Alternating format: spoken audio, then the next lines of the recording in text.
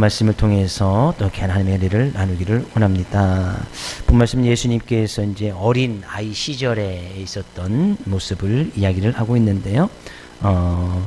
먼저 이 예수님께서는 천사가 마리아와 요셉에게 일러진 그대로 낳은 지 이제 8일 만에 이름을 예수라. 예수라. 그 예수라고 이미 하나님께서 그렇게 지정해 주셨기 때문에 예수라고 그대로 이름을 짓게 되어집니다.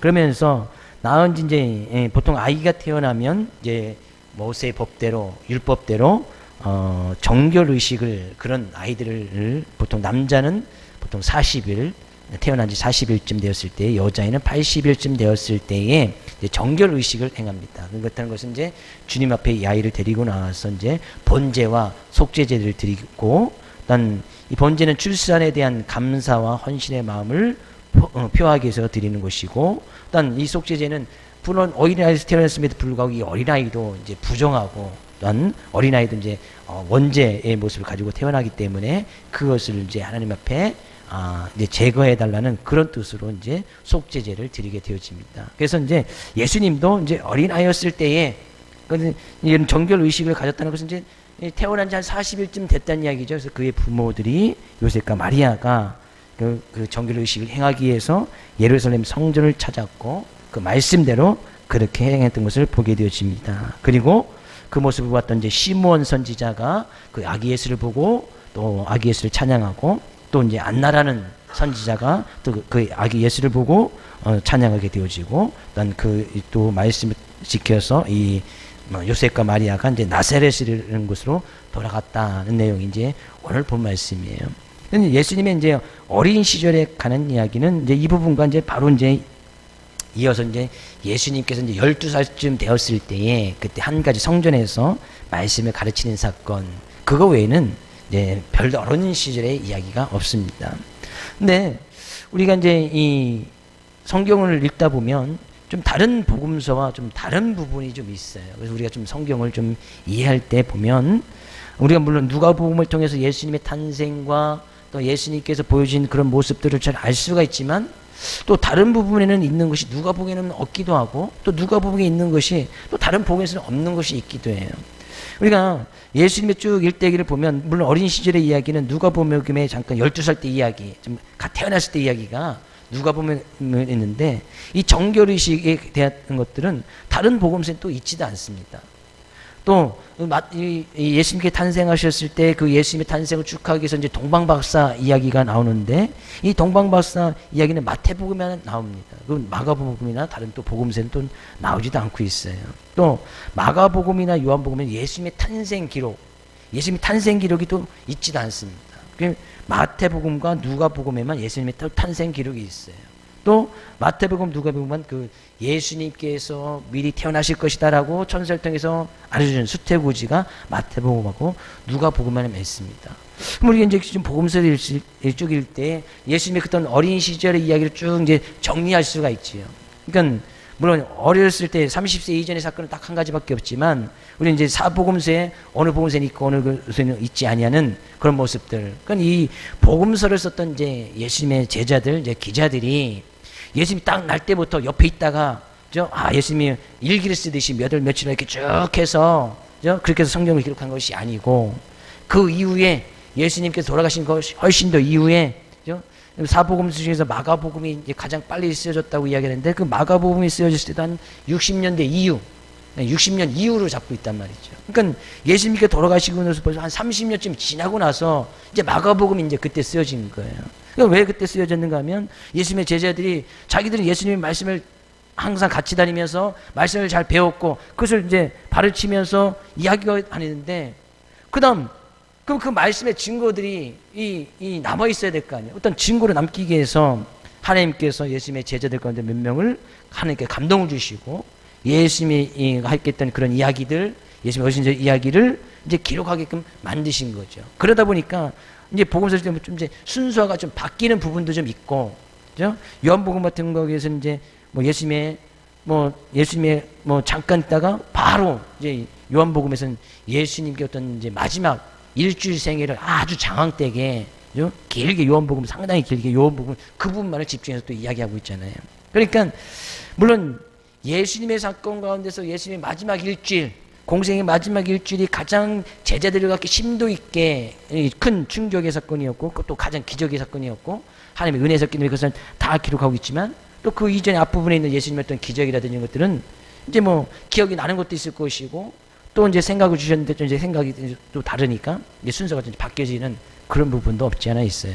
그래서 우리가 성경 볼 때 왜 이 부분은 예수님에 관한 이런 이야기가 있는데 이쪽 부분에서 왜 없는가? 성경이 좀 잘못된 건 아닌가? 우리가 이렇게 오해할 필요는 없다 그런 얘기죠.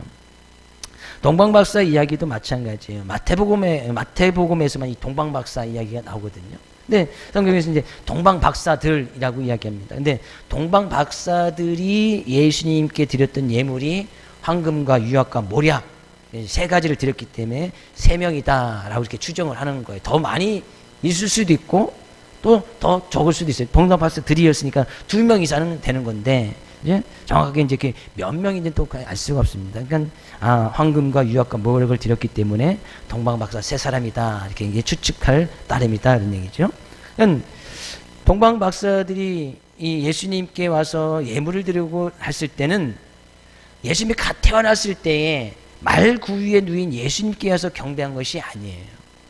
그럼 갓 태어나서 예수님께 말구유에 있을 때 와서 그 예수님을 찬양했던 것은 목자들, 그죠? 우리가 이제 목자들이 와서 찬양을 했고 동방박사들이 와서 예수님께 예물을 드리고 찬양할 때는 예수님께서 나시고 난 지 한 몇 개월 정도 지났을 때 최소한 1년 정도 되었을 때에 동방박사들, 동방에 있는 동방박사들이 예수님을 찾아왔다고 이렇게 또 성경은 이야기를 하고 있습니다. 그러니까 목자 이야기하고 동방박사 이야기가 좀 거리가 있음을 우리가 좀 알게 되었죠. 왜냐하면 동방박사들이 찾아왔을 때는 동방박사들이 집에 들어가서 그 아기와 어머니가 함께 있는 것을 보고 엎드려서 아기께 경배했다라고 이야기했습니다. 집에 들어갔다는 거예요. 그럼 말구유, 예수님께 구여있던 그 말구유, 마구간을 찾아간 것이 아니고 집에 들어갔어요. 집에. 그러니까 요셉과 마리아가 어떤 이제 집을 얻고 살고 있었을 때 그때 들어갔단 말이죠. 그러니까 이제 좀 시간이 이제 격차가 있는 거예요.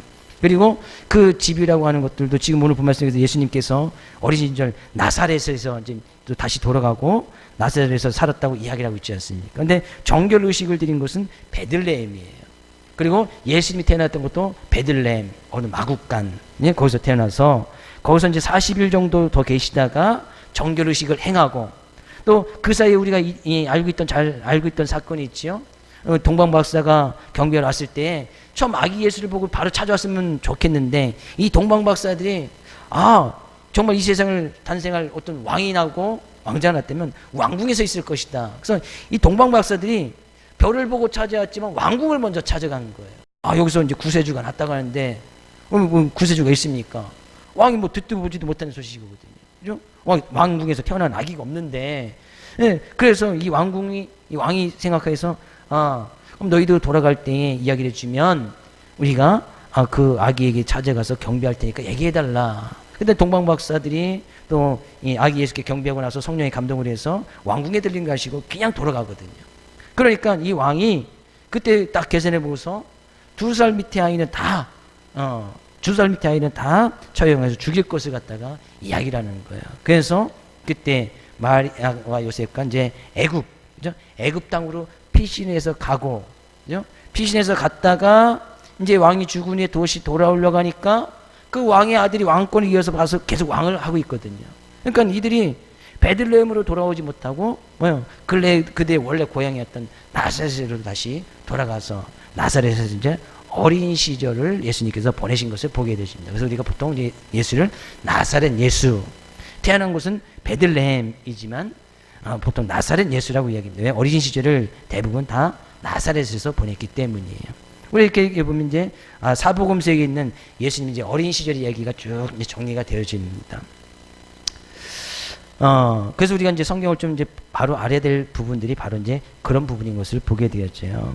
근데 뭐 이제 성경을 뭐 깊이 아는 것도 중요하지만 오늘 본문에서 보면 이 요셉과 마리아가 어린 아이 예수를 태어났을 때부터 지금 이제 정결 의식을 행하고 나가는 데에 있어서 이 부모들이 주님의 율법에 쓴 바 그대로, 그죠? 23절 가서 보니까요. 22절 모세의 법대로 정결 의식이 날이 참에 아기를 데리고 예루살렘에 올라갔다. 그러니까 아기를 태어나면 정결 의식을 반드시 해야 되는 거예요. 근데 이것이 하나님의 말씀대로 아직까지는 이제 예수님에 의한 복음이 아직까지 완전히 정립되어지지 않은 시기였기 때문에 이제 예수님께 딱 태어났을 때 이제 구약 시대에 있는 율법을 따를 수밖에 없겠지요. 그러니까 그들이 하나님의 말씀대로 율법대로 그대로 말씀대로 아기 그대로 행한 거예요. 아기 예수께도 그렇게 정결의식 행했단 말이죠. 물론 실제적으로는 예수님께서 어린아이였음에도 불구하고 죄가 없으셨던 분이기 때문에 정결의식을 행할 필요는 없습니다. 그렇죠? 예수님은 죄가 없으셨기 때문에 예수님을 위해서 속죄제를 드린다거나 그를 위해서 번제물을 드릴 필요는 없었단 말이죠. 근데 이 부모는 그래도 말씀대로 예수님께서 탄생 소식을 듣고 나왔지만 이 말씀 그대로 이 아이에게 행하는 거예요. 그리고 그 아이들을 양육할 때도 23절에서도요. 이는 주의 율법에 쓴 바 첫해 처음 난 남자마다 주의 거룩한 자를 하리라 한 대로 아기를 주께 드리고 24절에서도요. 주의 율법에 말씀하신 대로 곧 이 부모는 말씀대로 율법대로 아이에게 그대로 행했고 그 말씀을 따라가는 그 믿음의 모습을 이 자녀에게 보여주었더라 그런 이야기예요.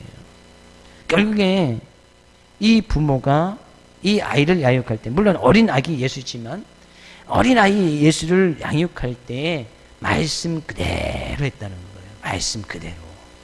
우리는 여기서 이제 정말 본받을 점이 하나가 있습니다. 요셉과 마리아가 그의 삶의 모습이 말씀대로 살았기 때문에 그의 자녀를 낳아도 말씀대로 양육하고 말씀대로 가르치고 말씀대로 행했다 그런 얘기죠. 말씀을 그대로 지켰다는 거예요. 우리는 늘 그래서 자녀들을 양육할 때나 가정 가운데 가정의 무엇으로 아이를 잘 양육할까 성경은 늘 이야기합니다. 말씀 그대로. 그래서 말씀이 곧 지혜이고 그 말씀대로 행하는 것이 지혜로운 자인 것을 성경은 말씀하고 있네요. 어버이 주일을 맞이해서 또 말씀을 잘 양육받은 학생 청년들이 선물도 드리고 밥도 봉사해 주니까 괜찮지요? 어떤 분들은 청년들이 매주 했으면 좋겠다 하더라고. 매주. 안 되죠? 돼요? 안 돼요? 된다는데 안 한대요. 되긴 되는데 안 한대. 되는데 안 한대. 이게 뭐 대각선으로 휘어주시면 어떻게 한다는 거야? 그렇다 아니다 이렇게 얘기를 해야지. 이렇게 하면 아리송하잖아요. 그죠? 되는데 안 해준대요. 그렇게 말고 계시고 자녀들을 잘 양육할 때 정말 중요한 것이 말씀대로는 것이 중요하다는 거예요. 말씀. 주 이름 축복을 드립니다. 말씀대로 자녀를 잘 양육하고 말씀대로 잘 가르치고 말씀대로 아이를 잘 기를 수 있기를 주 이름으로 축복을 드립니다. 내 자들은 벌써 다 컸는데 어떻게 갑니까? 지금으로 이제 가르친다고 해도 듣지도 않고 그죠? 중학생 이상 이렇게 되면 말하는데도 잘 듣지 않지요? 그죠? 고등학생 되면 말할 것도 없고 뭐 대학교 가고 사회생활하면 이제 뭐 훈계하고 만들 전혀 듣지 않지요? 잘 듣나요? 제 자녀만 안 듣나요? 잘 안 듣지요?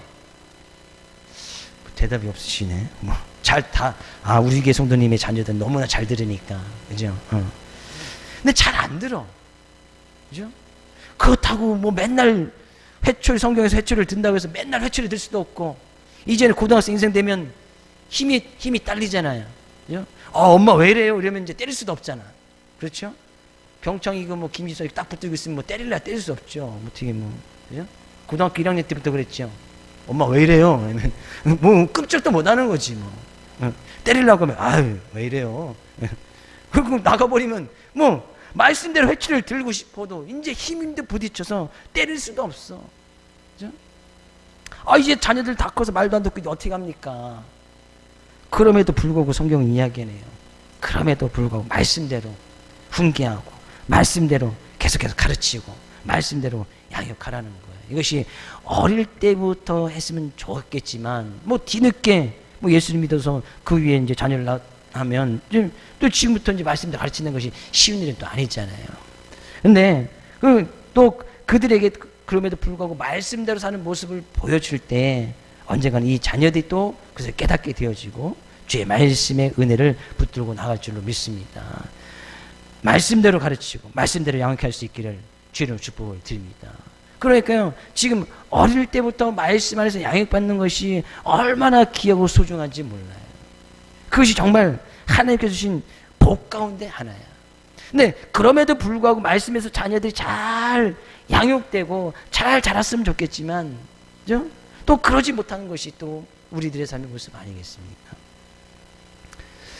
오전에 이제 말씀 가운데 예를 들려고 하는데, 가정에서 부부싸움을 늘 하고 부부싸움을 하는 그 모습을 보는 자녀들이 40세 이상이 되었을 때에 40세 이상이 되어졌을 때에 암에 걸릴 확률은 부부들이 늘 화목하고 행복하게 지내는 그런 자녀들이 40세 됐을 때보다 84%가 훨씬 더 많다는 거예요. 그러니까 부모들이 말씀대로 잘 가르치고 늘 말씀 안에서 평화하고 화평하는 그런 모습만 잘 보여주어도 이 자녀들이 암에 걸릴 확률이 늘 싸우면서 보고 자랐던 아이들보다 80%, 84%가 훨씬 더 적은 거예요. 그럼 100명 중에는 84명이 늘 싸움하고 싸우면서, 물론 암에 걸린 사람이 다 그런 것은 아니겠지만 걸린 사람들의 비율이 그렇다는 거예요. 그러니까 자녀들에게 좋은 건강, 뭐 육체적으로도 또 좋은 건강의 모습을 물려줘야 되잖아요. 그런 것은 좋은 음식 먹는 것도 중요하고 건강에 보조식품도 먹는 것도 중요하지만 가정이 이렇게 화목하고 화평한 모습을 보여주면 건강한 모습은 자연스럽게 물려주게 되어진다는 얘기죠. 지금 이 요셉과 마리아가 말씀대로 살아가면서 말씀대로 사는 모습을 보여주고 말씀 가운데 가정의 화평이 있고 있는 모습을 자녀들에게 그대로 보여주니 이 자녀가 그 모습 그대로 따라갈 수밖에 없지 않겠습니까? 물론 이 아기 예수는 물론 하나님의 특별하신 은혜와 사랑이 있는 그런 부분이지만 어릴 때부터 그런 신앙 교육, 말씀대로 사는 그런 모습들을 보여주었다는 얘기죠. 그래서 다시 한번 주의를 축복을 드립니다. 그죠? 말씀대로 살아가시고 말씀대로 가정에 화평이 있고 말씀대로 자녀들 잘 양육하여 나갈 수 있기를 주의 이름으로 축복을 드립니다. 그러면요, 어릴 때 그 말씀의 모습을 삶을 보여주면 행여나 뭐 중간에 학생 청년 시절에 뭐 사춘기 때 방황하고 세상을 떠돌아도 언젠가는 다시 돌아옵니다. 전 그런 사람 많이 봤거든요. 그런 청년들 많이 봤어요. 뭐 모태신앙이래, 뭐 부모님이 뭐 장로님이 권사님이래. 근데 지금 학생 청년 시절 살고 보시면 얘가 왜 이러나 뭐 이런 많이 있거든요. 뭐 직장 잡으면 이제 교회도 안 나오려고 해. 막 세상.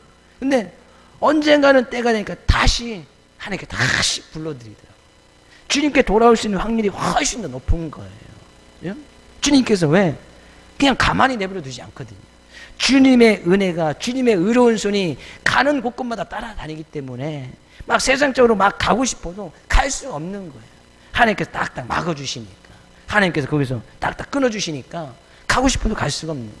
이것이 하나님의 은혜지요. 그래서 늘 이런 하나님의 은혜를 보여주고 하나님의 은혜대로 살아갈 수 있기를 주의 이름으로 축복을 드립니다. 그런데 오늘 보면 말씀 가운데 그런 아기 예수를 보고 찬양했던 사람이 2명이 더 나오네요. 시므온이라는 사람이 나오고 있습니다. 25절 가서 보니까요. 25절. 예루살렘에 시므온이라는 사람이 있으니 이 사람은 의롭고 경건하여 이스라엘의 위로를 기다리는 자라. 성령이 그 위에 계시더라. 이 시므온이랬던 이 선지자는 늘 이스라엘의 위로자, 구약 성경이 얘기했던 메시아, 메시아를 기다리고 있어요. 늘 삼하고 기다리고 있던 사람이에요. 근데 늘 그 메시아 예수님을 기다리고 있으니까 성령님께서 이 시므온 가운데 늘 함께 해주시는 거예요. 그래서 이 요셉과 마리아가 정결 의식을 위해서 아기 예수를 성전에 딱 들어갔을 때 시므온이 딱 보는 순간 이분이 이스라엘 위로자 메시아 구세주인 것들 성령이 충만하니까 딱 알게 되어지는 거예요. 그래서 이 아기 예수를 안고 하나님을 찬송했다. 그죠? 오늘 본 말씀이 이야기하네요. 그러니까 늘 성령님께서 늘 함께 해주는 사람은 메시아, 구세주, 예수를 기대하고 소망하는 사람, 그런 사람께서 하나님께서 성령을 보내주시고 성령의 충만함을 보내주셔서 그 메시아를 기대하면서 소망하고 살 수 있도록 하나님께 늘 함께 해주신다는 거예요. 우리는 다시 이 세상에 재림하여 오실 그 주님을 기대하고 소망하며 살아갑니다. 맞죠? 주님께서 언젠가는 다시 이 세상에 오실 것입니다. 맞죠? 아니면 주님께서 오시기 이전에 우리는 주님 앞에 서게 될 것입니다. 우리는 그날을 기대하면서 소망하고 살아갑니다. 네, 그날을 기대하고 소망하며 살아가는 자들에게 하나님께서 성령을 보내주셔서 성령님께서 힘을 주시고 지혜를 주시고 그날을 늘 기대하면서 소망하면서 살아갈 수 있도록 하나님께서 인도해 주시더라, 그런 이야기예요. 우리는 늘 그날, 주님의 재림의 날, 언젠가는 다시 이 세상의 심판주로 오실 그 주님을 기대하고 소망하고 그날을 소망하며 살아갈 때에 하나님께서 그날을 소망하며 살아갈 수 있도록 성령을 보내주시고 성령님께서 늘 함께 해주셔서 어떤 그 입을 통해서 하나님을 찬양할 수 있는 일들이 나타날 수 있도록 함께 해주시겠다는 얘기예요. 그래서 시몬이 자기가 기다렸던 그 메시아 구세를 본 거예요. 그러면서 뭐야? 이제는 자기가 그 예수를 보았기 때문에 내가 이제 죽어도 소환이 없겠다. 29절 이야기잖아요. 주지여 이제는 말씀하신 대로 종을 편안히 놓아주시는도다. 늘 기대하고 소망했었는데 이제 자기를 이제 편안히, 이제 죽어도 여한이 없다는 거예요. 그죠? 우리 삶 가운데 반드시 주님이 오실 날이 있습니다. 그날을 늘 기대하면서 소망하며 살아갈 수 있기를 주 이름으로 축복을 드립니다. 그러면 성령님께서 함께 해주시는 거예요. 성령님께서 함께 해주시고 성령의 충만함을 덮여주시고 성령님께서 우리의 삶을 그렇게 이끌어 가시고 말씀이 생각나게 하시고 그 입을 통해서 하나님을 찬송하는 일들이 많아지게끔 하나님께서 만들어 가시겠다는 거예요. 또 뿐만 아니라 그 시몬이 이제 또 아기 예수 축복해 주었고요. 36절에 가서 보니까 안나라는 이 선지자도 나옵니다. 이 안나라는 선지자에 대해서는 이 안나가 어떤 사람인지 성경 간단히 이야기를 하고 있네요. 36절. 또 아셀 지파 바누엘의 딸 안나라는 선지자가 있었는데 나이가 매우 많았더라. 이 안나 선지자가 있었는데 이 선지자는 여선저지였었네요. 근데 나이가 매우 많았어. 근데 얼마나 많았냐 보니까 그가 결혼한 후에 7해 동안 남편과 살다가, 그죠? 결혼한 후에 7년 동안 남편과 살다가 과부가 됐어. 남편이 이제 어떤 이유로 죽었나 봐요. 과부가 되고 84세가 되었다. 그죠? 84세가 된 거예요. 근데 84세가 된 이 안나 선지자도 그때까지, 그죠? 주님이 오심을 기다리면서 성전에서 주야로 금식하고 기도하고 성전을 섬기고 나갔다. 성전을 떠나지 아니했다는 거예요. 늘 하나님을 찬양하고 늘 하나님께 기도하고 늘 하나님께 금식하면서 주님이 오심을 기다리고 있었다는 거예요.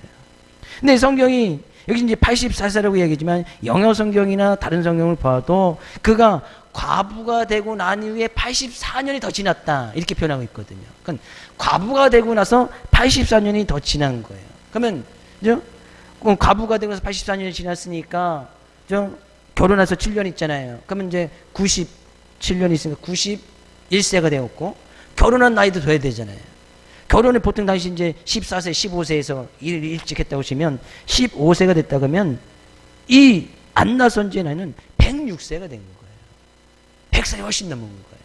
그렇게 따지면 영어 성경을 봤을 때는 이렇게 106세가 훨씬 넘은 걸로 되어 있고 우리 한글 성경에는 과부가 돼서 84세가 됐으니까 84세라고 이렇게 이야기도 합니다. 그러나 엄밀하게 따지면 벌써 이제 100세가 훨씬 넘은 그런 나이가 되어졌다는 거예요. 그러면 이 100세가 훨씬 넘은 이 안나 선지자가 그때까지 뭐 하고 있었어요? 성전을 떠나가지 아니하고. 왜? 주님이 오심을 기다리고 있었고 주야로 금식하고 기도함으로 섬겼다는 얘기예요. 몇 세 된 여선지자가요? 몇 세?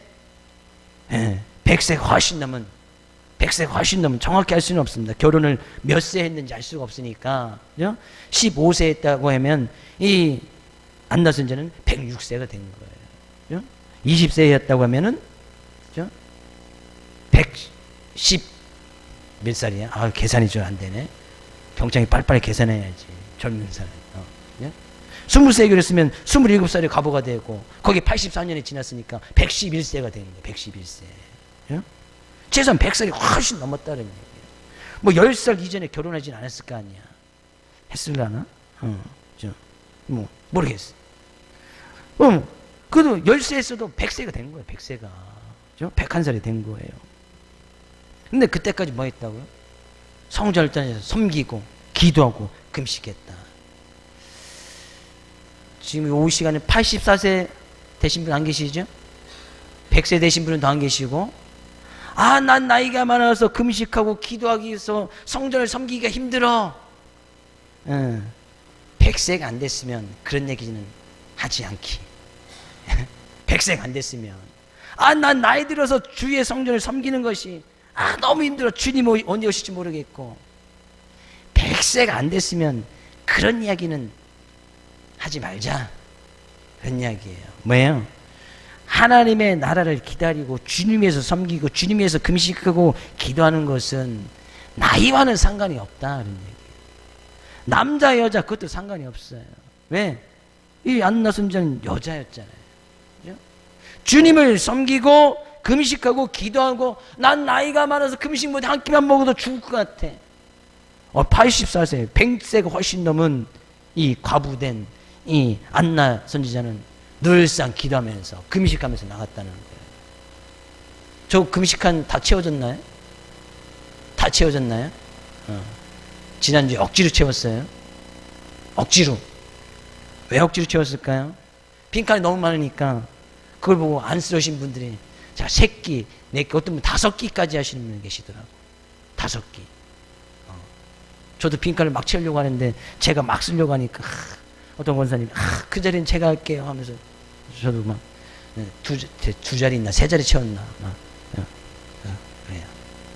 하여간 뭐 감사하고, 그래도 제가 보니까요 33분이 동참을 해주셨어요. 일단 33분 33분이 우리가 총 하면 60기잖아요 20일 3끼는 60일인데 60기인데 33분이 동참했더니 최소한 다들 2끼 이상씩 하신 것 같아요.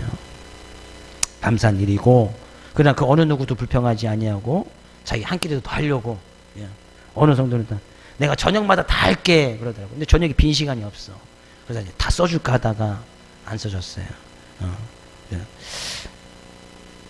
100세가 안 됐으면, 그죠? 100세가 안 됐으면 그런 이야기 하지 아니하고, 그죠? 최소한 저는 주의 이름 축복을 드립니다. 이 안나 선지자만큼, 그죠? 최소한 나이를 낮게 잡아도 106세. 그때까지는 금식해도 건강하고 기도해도 건강하고 주의 성전을 떠나지 아니하여 잘 섬길 수 있는 그런 건강과 은혜를 우리 사랑하는 모든 성도에 주기를 주의 이름으로 축복을 드립니다. 106세까지 다 사셔야 되는 거예요. 106세. 지금 뭐 이제 100세 시대라고 이야기하잖아요. 그렇죠? 100세까지는 조금 의학의 힘을 빌리면 다 간다 이런 얘기죠. 100세까지는. 그러나 저는 조금 더 인심을 써서 106세. 106세까지도 이제 건강하니까 금식하는 거예요. 건강하니까 기도하고, 건강하니까 주님의 전을 찾아서 성전을 떠나지 아니하고 늘 섬기며 나갈 수 있다는 거예요. 건강이 허락해 주지 않으면 금식을 하고 싶어도 할 수가 없어. 건강을 허락해 주지 않으면 기도하고 싶어도 할 수가 없어. 근데 하나님께서 왜 이 안나 선지자에게는 나이가 많이 있음에도 불구하고 이런 은혜를 주셨을까? 앞부분을 같이 연결해 보니까 이 안나 선지자도 주님의 오심을 기대하는 자였더라 이런 이야기예요. 주님의 은혜를 늘 사모하는 사람이었다는 거예요. 주님의 오심을 늘 기다리면서 그 은혜 가운데 늘 거하면서 살아가는 사람이었다는 얘기예요. 그런 사람들의 특징은 뭐예요? 38절 딱 이야기하네요. 마침 이때에 나와서 하나님께 감사하고. 그런 사람 가운데 삶의 특징은 늘 하나님께 감사가 있었다는 거예요. 그러니까 늘 하나님의 은혜를 기다리고 늘 기도하고 금식하고 건강한 모습으로 나이가 많을 때까지 주님의 전에 잘 섬겼던 사람들의 특징, 하나님께 감사하더라. 하나님께 감사한 것은 뭐예요? 시므온도 마찬가지잖아요. 그 하나님을 찬송하고 하나님을 찬송했다, 하나님께 감사했다, 지금 같은 이야기거든요. 늘 하나님께 감사하는 일, 하나님께 찬송하는 일, 하나님께서 늘 부어주시는 은혜에 매일매일 감사하고 매일매일 찬양하니까 하나님께서 육체의 건강의 문제도 책임져 주시더라. 예? 물론 다 그렇다고 해서 다 그런 것은 아니에요. 그렇다고 나는 하나님을 늘 찬양하고 하나님께 늘 감사하는데 나는 왜 106세까지 못 살지? 그래서 하나님께 원망할 필요는 없어요. 그럼 그때 가서 이제 하나님께 가서 물어보면 돼요. 왜 하나님 저는 99세에 불렀습니까? 이렇게 물어보시면 돼요. 그죠? 제가 이 교회에서 축복을 드렸죠. 이 교회에서 목회하는 날까지는 그 어느 누구도 한 분도 안 돌아가시는 그런 은혜가 있기를 다시 한번 주의 이름으로 축복을 드립니다. 예? 나이 드신 분이 계셔야 되는데 나이 드신 분 어디 가셨어? 그죠? 금식하러 가신 건 아닌가 모르겠네. 늘 그죠? 정말 우리는 중요한 진리를 깨달아요. 왜 하나님께서 시므온에게, 왜 안나 여선지자에게, 그죠? 주님을 지금 어린 아기 예수지만 그분이 구세주인 것을 그들이 딱 보았을 때 알게 되어줬고 그 모습을 보면서 하나님을 찬양하고 하나님께 감사했다 라고 그들이 그렇게 할 수 있었던 것은 그들이 늘 하나님을 기대하고 소망하며 살아가는 그 은혜를 잃어버리지 아니했기 때문이에요. 늘 하나님을 바라보고 늘 하나님을 의지하고 늘 하나님의 말씀대로 살아가는, 그죠? 그래서 어린 아기 예수를 봤을 때도 다 그분을 알게 되어줬고 그분을 찬양하고 그분에게 영광을 돌리게 되어줬더라, 그런 이야기입니다. 결국에 하나님께서 이렇게 하나님을 찬양하고 하나님께 영광을 볼 수 있는 그런 사람들의 특징은 나이와도 상관이 없고 남녀 그런 성별의 문제도 상관이 없습니다. 신분, 지위 그거 가리지 않습니다. 어느 누구든지 남녀노소 상관없이 신분의 차이 상관없이 어느 누구든지 주님이 오심을 기대하며 그 말씀 안에 거기를 소망하고 살아가는 자들에게 하나님께서는 그의 삶의 모습을 통하여 찬양과 감사가 넘쳐나는 귀한 일들이 넘쳐나도록 해주시겠다는 거예요. 이들의 공통점, 주님이 오심을 기다리면서 주님을 찬양했던 사람들의 공통점, 예수가 있는 곳에서 나타난 사람들의 특징, 목자들도 그 어린 아이를 보았을 때 예수님을 찬양했고요. 마리아도 찬송을 했고, 지금 여기 나오진 않지만 이 마태복음에서 동방박사도 주님을 찬양했고, 지금 시므온도 찬양하고 안나도 찬송했다는 얘기죠. 주님이 오심을 기대하고 소망하십니까? 그럼 우리는 그런 주님을 찬양해야 된다는 거예요. 그런 주님께 감사해야 된다는 얘기죠. 늘 감사. 그래서 감사가 있는 사람들에게는 하나님께서 복을 주시고, 감사가 있는 분들에게 하나님께서 행복을 주시고, 감사가 있는 자들에게 유체적인 건강도 주시고, 감사가 있는 자들에게 하나님을 찬양할 수 있는 그런 귀한 일들이 많아질 수 있도록 하나님께 그의 인생을 책임져 주시더라, 그런 이야기입니다.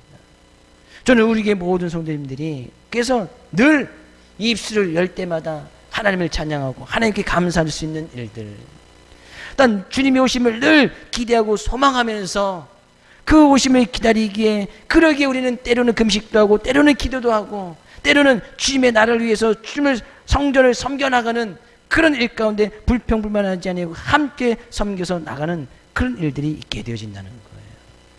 이것이 진정한 행복이고 참된 복의 삶이 아닐까 생각을 해봅니다.